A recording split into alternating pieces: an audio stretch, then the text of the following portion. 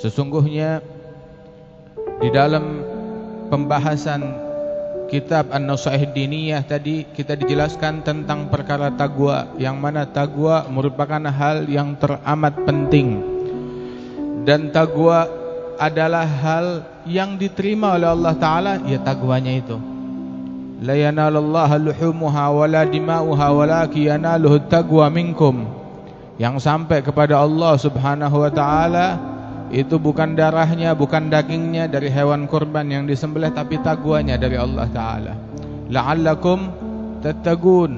Bahkan puasa yang kita lakukan, tujuan daripada puasa tersebut, puncak daripada puasa tersebut, kutiba alaikumus shiyam kama kutiba alal ladzina min qablikum la'allakum tattaqun, agar kita bertakwa kepada Allah Subhanahu wa Ta'ala.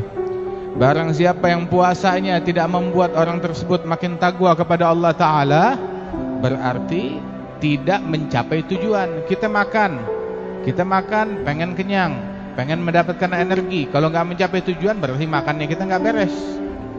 Begitu juga kita sakit, kita minum obat biar sehat, biar sembuh.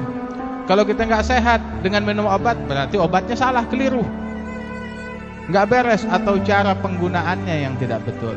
Begitu juga kita sholat untuk meningkatkan taqwa, kita puasa untuk menambah taqwa kita kepada Allah Subhanahu wa Ta'ala, kita beribadat untuk meningkatkan taqwa kita kepada Allah Ta'ala. Barang siapa yang ibadatnya tidak menambah nilai ketakwaannya, maka berarti ada yang salah di dalam proses ibadat yang dia lakukan tersebut. Begitu juga disebutkan bahwasanya dalam menuntut ilmu, dalam pengajian yang kita hadiri, kalau pengajian tersebut enggak membuat kita makin takwa kepada Allah, makin benar, makin menempuh jalan hidayat, berarti ada yang enggak beres dalam pengajian kita.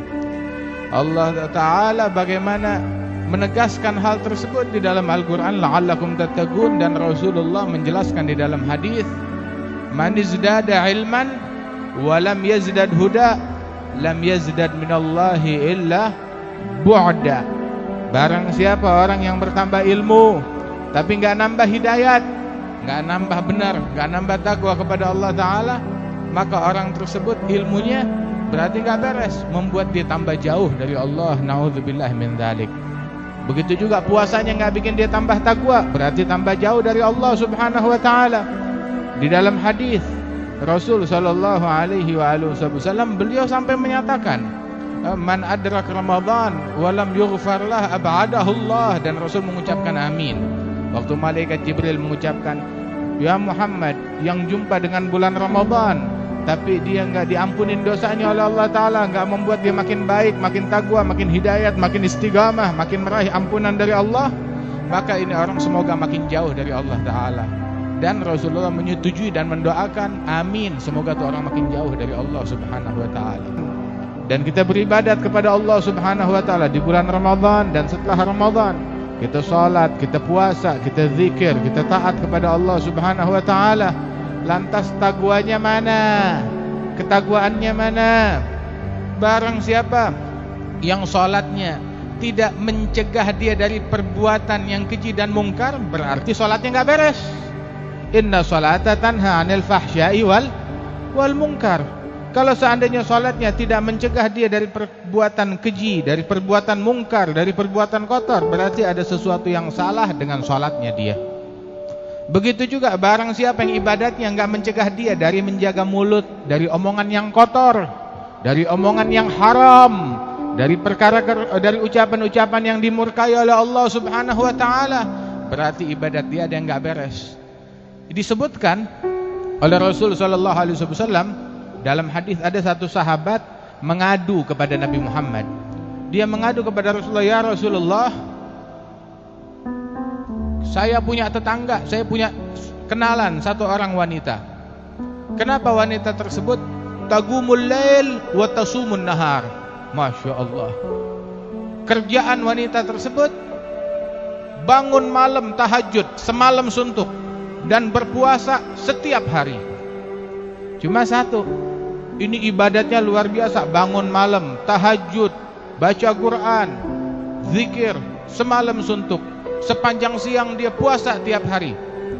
Lakinnaha tu'dhi jaraha bilisaniha. Namun wanita ini mengganggu tetangganya dengan lidahnya. Lihat, dia puasa setiap hari, dia tahajud setiap malam, satu malam suntuk, tapi tidak membuahkan taqwa, enggak mencegah dia dari hal yang diharamkan oleh Allah Ta'ala. Dia mengganggu tetangganya dengan mulutnya. Tahu apa yang terjadi? Rasul mengatakan, hiya finnar, kata Rasulullah, wanita itu di neraka tempatnya. Naudzubillah min dzalik.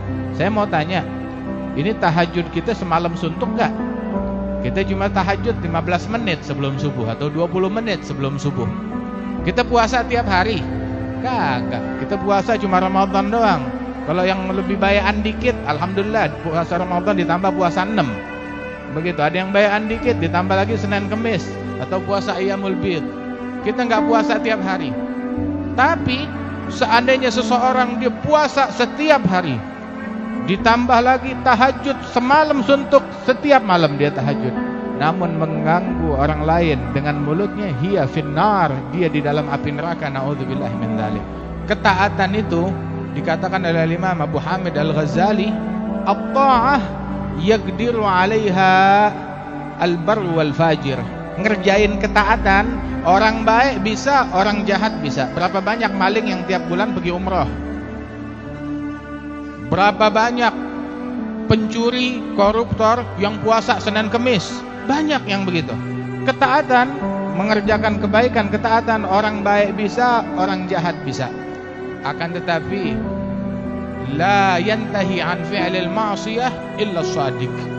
Tidak ada orang yang mencegah dirinya dari kemungkaran, menjaga diri dari kemaksiatan, kecuali itu adalah orang-orang yang punya kesungguhan, sungguh-sungguh di dalam hubungannya dengan Allah Jalla Jalaluhu Ta'ala Azamatuh.